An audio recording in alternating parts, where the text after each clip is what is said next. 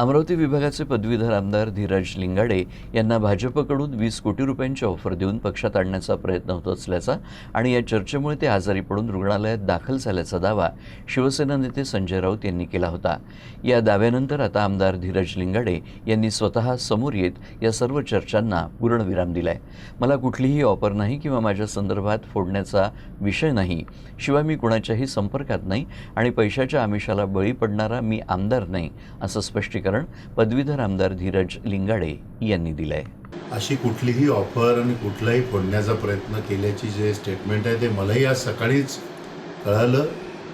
माध्यमांनी जे मला सांगितलं मीच हे केलं।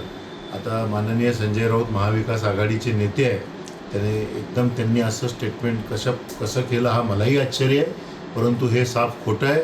अशी कुठलीही ऑफर आणि कुठल्याही फोडाफाडीचा प्रयत्न माझ्या संदर्भामधली जी काही स्टेटमेंट जे केलेलं आहे हे चुकीचं आहे। भाऊ, संजय राऊतनं असंही स्टेटमेंट केलं आहे की या फोडाफोडीच्या राजकारणामुळे तुम्हाला स्ट्रेस आला आणि तुम्ही हॉस्पिटलमध्ये ॲडमिट झाले होते। नाही, मी कशाला हॉस्पिटल, मी तर कालच अधिवेशन संपलं आणि मी बुलढाण्याला म्हणजे आलेलो आहे। हॉस्पिटलमध्ये ॲडमिट वगैरे हा काही विषयच नाही। संजय राऊतने जे केलेला आरोप आहे तो नाही, मला असं वाटतं काहीतरी ते बोलण्यामध्ये त्यांचं हे झालेलं आहे। आत्ता ते अमरावतीचं जे मागं विधान परिषदेची निवडणुकीच्या अनुषंगाने जे उमेदवार आजारी होते आणि हॉस्पिटलमध्ये ॲडमिट होते त्या संदर्भात त्यांना काही म्हणायचं असेल का काय हे मला माहिती नाही, पण माझ्या बाबतीमधलं हे स्टेटमेंट पूर्णतः खोटं आहे। 20 कोटीची ऑफर आली की तुम्हाला? बिलकुल नाही, अशी कुठली ऑफर येत नसते आणि हे खोटं आहे। संजय राऊत सारखे एवढे प्रगल्भ आणि एवढे मोठे नेते असं कसं काय बोलले मग? आता हे मी नाही सांगू शकत, हे तर संजय राऊत साहेबच सांगू शकतील, परंतु असं कुठलीही ऑफर आली आहे हे आहे हे साफ खोटं आहे। भाजपच्या लोकांशी तुमचा काही संपर्क झालाय का? नाही, शिंदेकडून काही संपर्क करण्यात आला नाही, कुठलाही माझा कुणाशीही संपर्क नाही। मी पदवीधर आमदार आहे। मी माझ्या मतदारसंघाच्या कामाच्या अनुषंगानं सगळे मंत्री असतील, मुख्यमंत्री असतील किंवा जे असतील त्यांना कामाच्या निमित्तानं आम्ही लोक भेटत असतो आणि सगळेच आमदार भेटत असतात, त्यामध्ये नवीन काय? बुलढाणा जिल्ह्यातील चिखली तालुक्यातील मिसाळवाडी इथं ढगफुटी सदृश्य पावसानंतर भूषण परिस्थिती निर्माण झाली आहे। ओढा आणि नदीला आलेल्या पुरामुळे गावाचा तालुक्यांशी संपर्क तुटला असून पुलावरून पाणी वाहत असल्यानं नागरिकांना जीव मुठीत धरून प्रवास करावा लागला। दरम्यान ग्रामस्थांनी मानवी साखळी तयार केली आणि अडकलेल्या नागरिकांची सुटका केली। मिसाळवाडी परिसरात झालेल्या मुसळधार पावसामुळे ओढा आणि नदीला अचानक पूर आला। मुख्य पुलावरून पाण्याचा वेगानं प्रवाह सुरू झाल्यानं गावाचा तालुक्याशी संपर्क पूर्णपणे तुटला। पुलाच्या दोन्ही बाजूंना विद्यार्थी, महिला आणि शेतकरी अडकून पडल्यानं चिंतेचं वातावरण निर्माण झालं। या परिस्थितीत उपसरपंच हनुमान मेसाळ यांच्या मार्गदर्शनाखाली ग्रामस्थांनी धाडस दाखवत मानवी साखळी तयार केली आणि पुरात अडकलेल्या नागरिकांना सुरक्षितपणे बाहेर काढलं। या बचाव कार्यात ग्रामस्थांनी एकजुटीचं दर्शन घडवत संभाव्य मोठी दुर्घटना टाळली। ग्रामस्थांचं म्हणणं आहे की दरवर्षी पावसाळ्यात या पुलावरून पाणी वाहतं आणि जीवितास धोका निर्माण होतो, त्यामुळे या पुलाची उंची वाढवून कायमस्वरूपी उपाययोजना करण्यात यावी अशी मागणी प्रशासनाकडे करण्यात आली आहे।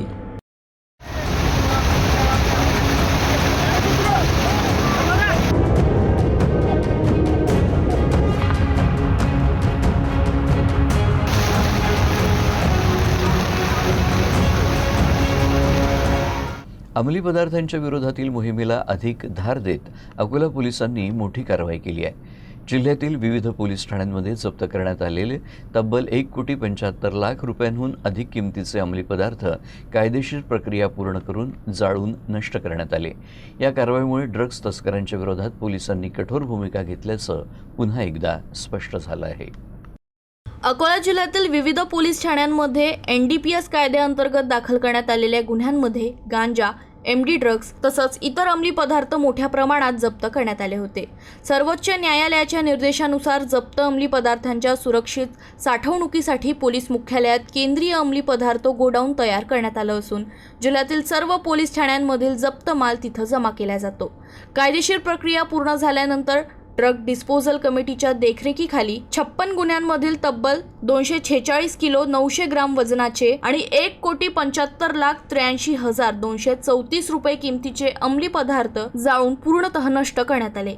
यावेळी ड्रग डिस्पोजल कमिटीचे सदस्य तथा अप्पर पोलीस अधीक्षक B चंद्रकांत रेड्डी, प्रभारी पोलीस उपअधीक्षक प्रमोद उलमाले, पोलीस निरीक्षक नितीन लेव्हरकर, सहाय्यक पोलीस निरीक्षक गोपाल जाधव यांच्यासह इतर अधिकारी उपस्थित होते। या कारवाईनंतर संबंधित संस्थेकडून अंमली पदार्थ नष्ट केल्याचे अधिकृत प्रमाणपत्रही प्राप्त करण्यात आलं। अकोला जिल्ह्यात मान्सून दाखल झाला असला तरी अद्याप अपेक्षित असा दमदार आणि सर्वदूर पाऊस झालेला नाही। त्यामुळे प्रमुख सिंचन प्रकल्पातील जलसाठा समाधानकारक पातळीवर पोहोचलेला नाही। अकोला शहराची जीवनवाहिनी असलेल्या काटेपूर्णा प्रकल्पात सध्या केवळ 19.24% उपयुक्त जलसाठा शिल्लक असून पिण्याच्या पाण्यासह खरीप हंगामाबाबतही चिंता व्यक्त केली जाते आहे।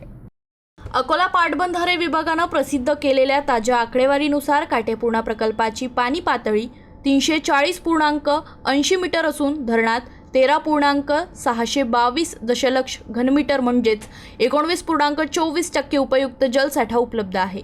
प्रकल्प परिसरात गेल्या 24 तासात केवळ 3 मिलीमीटर पावसाची नोंद झाली असून हंगामातील एकूण पाऊस 65 मिलीमीटर इतकाच झाला आहे। जिल्ह्यातील प्रमुख प्रकल्पांमध्ये मोरणा धरणात सर्वाधिक 43.30% जलसाठा असून त्यानंतर दगडपारवा प्रकल्पात 41.41% आणि वान प्रकल्पात 40.94% पाणीसाठा आहे। वान प्रकल्पात परिसरात गेल्या 24 तासात सर्वाधिक 20 मिलीमीटर पावसाची नोंद झाली असून हंगामातील एकूण पाऊस 228 मिलीमीटर झाला आहे। दगडपारवा परिसरात 9 मिलीमीटर तर मोरणा परिसरात 4 मिलीमीटर पावसाची नोंद झाली आहे। निगृणा प्रकल्पात सध्या 17.30% जलसाठा असून तिथं पावसाची नोंद झालेली नाही।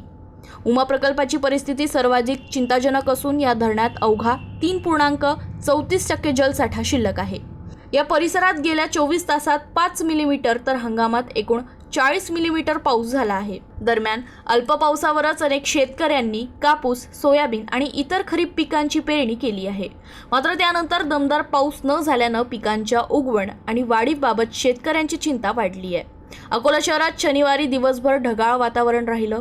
सायंकाळी 5:30 वाजेपर्यंत 12 मिलीमीटर पावसाची नोंद झाली। रिमझिम पावसामुळे वातावरणात गारवा निर्माण झाला असून कमाल तापमान 47.2 अंश सेल्सिअस तर किमान तापमान 24.3 अंश सेल्सिअस नोंदवण्यात आलं आहे।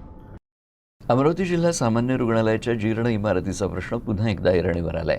रुग्णालयातील वॉर्ड क्रमांक 16 मध्ये उपचार घेत असलेल्या एका रुग्णावर छताचा काही भाग अचानक कोसळल्यानं एकच खळबळ उडाली। सुदैवानं या घटनेत रुग्णाला कुठलीही गंभीर दुखापत झाली नाही, मात्र मोठी दुर्घटना टळली। मंगरुळ दस्तगीर येथील सुरेश सहारे हे जिल्हा सामान्य रुग्णालयाच्या वॉर्ड क्रमांक 16 मध्ये उपचारासाठी दाखल होते। शनिवारी दुपारी उपचार सुरू असताना छताचा काही भाग अचानक कोसळून त्यांच्या छातीवर पडला। घटनेनंतर डॉक्टर आणि रुग्णालयातील कर्मचाऱ्यांनी तातडीनं धाव घेत रुग्णाची तपासणी केली। प्राथमिक तपासणीत त्यांना गंभीर दुखापत झालेली नसल्याचं स्पष्ट झालं। गेल्या काही दिवसांपासून सुरू असलेल्या मुसळधार पावसामुळे रुग्णालयाच्या इमारतीत अनेक ठिकाणी पाणी गळत आहे। त्यामुळे छतावरील स्लॅबचा काही भाग कुमकुवत होऊन तो कोसळल्याचा प्राथमिक अंदाज व्यक्त केला जात आहे। या घटनेमुळे रुग्ण, त्यांचे नातेवाईक आणि नागरिकांमध्ये भीतीचं वातावरण निर्माण झालं आहे। जिल्हा सामान्य रुग्णालयाच्या जीर्ण अवस्थेबाबत यापूर्वीही अनेकदा प्रश्न उपस्थित करण्यात आले होते। या घटनेनंतर रुग्णांच्या सुरक्षतेचा मुद्दा पुन्हा एकदा ऐरणीवर आलाय। दरम्यान स्थानिक नागरिक आणि रुग्णांच्या नातेवाईकांनी रुग्णालयाच्या जीर्ण इमारतीची तातडीनं दुरुस्ती करण्याची, सर्व वॉर्डची तपासणी करण्याची आणि भविष्यात अशा घटना टाळण्यासाठी प्रभावी उपाययोजना करण्याची मागणी केली आहे। आता या प्रकरणी प्रशासन कोणती पावलं उचलते याकडे सर्वांचे लक्ष लागले आहेत। अकोला महानगरपालिकेतील शहर सुधार आघाडीच्या सत्ताकाळाला 150 दिवस पूर्ण झाल्याच्या पार्श्वभूमीवर करण्यात आलेल्या विकास कामांचा आणि आगामी प्रकल्पांचा प्रगती अहवाल पत्रकार परिषदेत सादर करण्यात आला। शहरातील पाणी पुरवठा, परिवहन, स्वच्छता आणि पायाभूत सुविधांबाबत महत्त्वाची माहिती यावेळी देण्यात आली। अकोला शहरामध्ये शहर विकास आघाडीची सत्ता येऊन 150 दिवस पूर्ण झाले। या 150 दिवसामध्ये आम्ही कोणकोणती कामं केली याचा हिशेब देण्यासाठी अकोला शहर जनतेला आजची पत्रकार परिषद होती। पिण्याच्या पाण्याचा मोठा प्रश्न भविष्यकाळात सुटणार आहे। अंडरग्राऊंड ड्रेनेजचा प्रश्न सुटणार आहे। अकोला शहरामध्ये सिटी बस सुरू होणार आहे। जे रस्ते फुटले ते पुन्हा नव्याने होतील। अकोला शहरामध्ये प्रधानमंत्री आवास योजना, लोकांचा ज्या जागाचा पट्टे वाटप द्यायचे त्यांचे पट्टे वाटप देणं, असे अनेक कामं अकोला शहराच्या सगळ्या जागा ज्या महाराष्ट्र शासनाने आम्हाला दिल्या त्या सगळ्या जागा विकसित करणं, येणाऱ्या काळामध्ये महापालिकेची नवीन प्रशासकीय इमारत बांधणं, अशा सर्व कामाला प्राधान्य देऊन पाणी, रस्ते, वीज, लाईट हे सगळे प्रश्न सोडवण्यासाठी आम्ही कटिबद्ध आहे. त्यासाठी आजची पत्रकार परिषद होती. बुलढाणा जिल्ह्यातून एक मोठी बातमी समोर येते आहे. जिल्ह्यातील पिंपळगाव राजा येथील प्रलंबित नागरी समस्या आणि ग्रामपंचायतीच्या कारभाराच्या विरोधात नागरिकांनी तीव्र संताप व्यक्त केला आहे. गावात मूलभूत सुविधांचा बट्ट्याबोळ उडाल्यानं गावकऱ्यांनी जनआंदोलन छेडलं आहे. हम तो बोलेंगे बोल रे साथी अल्लाह बोल अल्लाह बोल अल्लाह बोल तो जोर से बोल और ऊंचा बोल अल्लाह बोल अल्लाह बोल. हे आंदोलन आणि आपण जे आझादी मागत आहोत हे काही देशातून आझादी नाही मागत आहोत. आपण आझादी मागत आहोत ग्रामपंचायतच्या भ्रष्ट कारभारातून, खराब रस्त्यातून, खराब नाल्यातून, स्वच्छतेतून. तरी जे मराठी बांधव आहेत त्यांनी या आपल्या कार्यक्रमात सहभाग नोंदवावा. त्यांची खूप कमी दिसत आहे. अकोला पश्चिमचे आमदार साजिद खान पठाण यांना सातत्यानं जीवे मारण्याच्या आणि खंडणीच्या धमक्या मिळत असल्याच्या प्रकरणी काँग्रेसच्या शिष्टमंडळानं जिल्हा पोलीस अधीक्षकांची भेट घेत निष्पक्ष आणि सखोल चौकशीची मागणी केली आहे. यावेळी आमदारांच्या सुरक्षेबाबतही विविध मागण्या करण्यात आल्या. शिष्टमंडळाने आमदार साजिद खान पठाण यांना 2 वेळा मिळालेल्या जीवे मारण्याच्या धमक्यांच्या संपूर्ण प्रकरणाची निष्पक्ष, सखोल आणि तांत्रिक पातळीवर चौकशी करण्यात यावी अशी मागणी केली. तसेच या प्रकरणात कोणत्याही स्थानिक व्यक्ती, टोळी किंवा इतर कोणत्याही घटकाचा सहभाग अथवा सहकार्य आहे का याचाही तपास करण्यात यावा अशी मागणी करण्यात आली. आमदारांना देण्यात आलेली सुरक्षा व्यवस्था भविष्यातही प्रभावीपणे कायम ठेवावी अशीही मागणी शिष्टमंडळानं केली. यावेळी जिल्हा पोलीस अधीक्षकांनी शिष्टमंडळाशी सविस्तर चर्चा करताना सांगितलं की या प्रकरणाचा विविध स्तरांवर गांभीर्यानं तपास सुरू असून सर्व बाबींची बारीकाईनं चौकशी केली जात आहे. तसेच आमदार साजिद खान पठाण यांना Y+ सुरक्षा प्रदान करण्यात आली असून त्यांच्या सुरक्षेसाठी विशेष प्रशिक्षित कमांडोही तैनात करण्यात आले आहेत अशी माहिती त्यांनी दिली. महाराष्ट्र राज्य बियाणे महामंडळ अर्थात महाबीजच्या इतिहासात प्रथमच सर्वसाधारण बदली प्रक्रिया समुपदेशन पद्धतीनं पारदर्शक आणि नियमानुसार राबवण्यात आली आहे. शासनाच्या बदली धोरणानुसार ही प्रक्रिया महाबीज भवन इथं व्यवस्थापकीय संचालक दिलीप स्वामी यांच्या अध्यक्षतेखाली पार पडली. समुपदेशन बदली प्रक्रियेमध्ये विविध संवर्गातील 57 प्रशासकीय आणि विनंती बदल्या करण्यात आल्या. यामध्ये विभागीय व्यवस्थापक 2, जिल्हा व्यवस्थापक श्रेणी 2-4, कृषी क्षेत्र अधिकारी 21, लिपिक टंकलेखक 12, कनिष्ठ प्रक्रिया सहाय्यक 14, संबंधित सर्वांना नियमानुसार आणि पारदर्शक पद्धतीनं पर्याय उपलब्ध करून देण्यात आले. या पद्धतीमुळं बदली प्रक्रियेत अधिक पारदर्शकता, विश्वासार्हता आणि अधिकारी कर्मचारी सहभाग सुनिश्चित झाला आहे.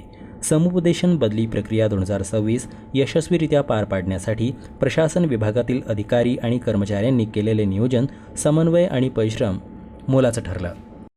मध्य रेल्वेच्या प्रवाशांसाठी आनंदाची बातमी आहे. अकोला मार्गे धावणाऱ्या 2 नव्या एक्सप्रेस रेल्वेगाड्यांचा शुभारंभ उद्या 6 जुलै रोजी होणार आहे. नांदेड मुंबई आणि टणकपूर नांदेड या 2 नव्या रेल्वेगाड्यांमुळे अकोल्यासह विदर्भातील प्रवाशांना मुंबई आणि उत्तराखंडपर्यंत थेट रेल्वे संपर्काची सुविधा मिळणार आहे. या दोन्ही गाड्यांना महाराष्ट्राचे मुख्यमंत्री देवेंद्र फडणवीस, उत्तराखंडचे मुख्यमंत्री पुष्कर सिंग धामी आणि केंद्रीय रेल्वे मंत्री अश्विनी वैष्णव यांच्या हस्ते व्हिडिओ कॉन्फरन्सिंगद्वारे हिरवा झेंडा दाखविण्यात येणार आहे. यावेळी केंद्रीय राज्यमंत्री रवनीत सिंग, जितीन प्रसाद आणि अजय टमटा हे देखील ऑनलाईन सहभागी होणार आहे. हजूर साहिब नांदेड रेल्वे स्थानकावर आयोजित मुख्य कार्यक्रमाला राज्याचे मंत्री अतुल सावे, खासदार अशोक चव्हाण, डॉक्टर अजित गोपछडे, रवींद्र चव्हाण यांच्यासह विविध लोकप्रतिनिधी उपस्थित राहणार आहे. रेल्वे मंत्रालयाकडून महाराष्ट्रातील रेल्वे पायाभूत सुविधा, क्षमता वाढ आणि स्थानकाच्या आधुनिकीकरणावर मोठ्या प्रमाणात भर दिला जातोय. त्याचाच एक भाग म्हणून या 2 नवीन एक्सप्रेस गाड्या सुरू करण्यात येणार असून त्याचा थेट फायदा अकोला आणि विदर्भातील प्रवाशांना होणार आहे. विदर्भाचं नंदनवन म्हणून ओळखल्या जाणाऱ्या चिखलदरा इथं पावसाळ्यानं निसर्गाला नवसंजीवनी दिली आहे. संपूर्ण परिसर सध्या दाट धुक्याच्या चादरीनं वेढला असून हिरवाईनं नटलेलं डोंगर, धबधबे आणि आल्हाददायक वातावरण अनुभवण्यासाठी राज्यासह विविध भागातून पर्यटक मोठ्या संख्येनं चिखलदऱ्याकडे आकर्षित होत आहेत. पावसाळ्याच्या आगमनानंतर चिखलदऱ्याच्या निसर्ग सौंदर्यात अधिकच भर पडली आहे. डोंगर रांगा, खोल दऱ्या आणि घनदाट जंगलावर पसरलेलं दाट धुकं पर्यटकांना मंत्रमुग्ध करत आहे. सकाळच्या वेळी धुक्याची पांढरी चादर आणि थंडगार वाऱ्यामुळे संपूर्ण परिसर नयनरम्य बनला आहे. हिरवाईनं नटलेले डोंगर, कोसळणारे धबधबे आणि प्रसन्न वातावरणाचा आनंद घेण्यासाठी राज्याच्या विविध भागातून पर्यटक मोठ्या संख्येनं इथं दाखल होत आहेत. सनराईज पॉइंट, इको पॉइंट आणि इतर पर्यटन स्थळांवर पर्यटकांची विशेष गर्दी पाहायला मिळत आहे. पर्यटकांच्या वाढत्या संख्येमुळे स्थानिक हॉटेल, व्यावसायिक, दुकानदार आणि पर्यटनाशी संबंधित व्यवसायांनाही मोठा दिलासा मिळाला असून पावसाळी पर्यटनामुळे स्थानिक अर्थव्यवस्थेला चालना मिळत आहे. आणि याबरोबरच हे बातमीपत्र संपलं. पुन्हा भेटूया पुढच्या बातमीपत्रात. तोपर्यंत नमस्कार.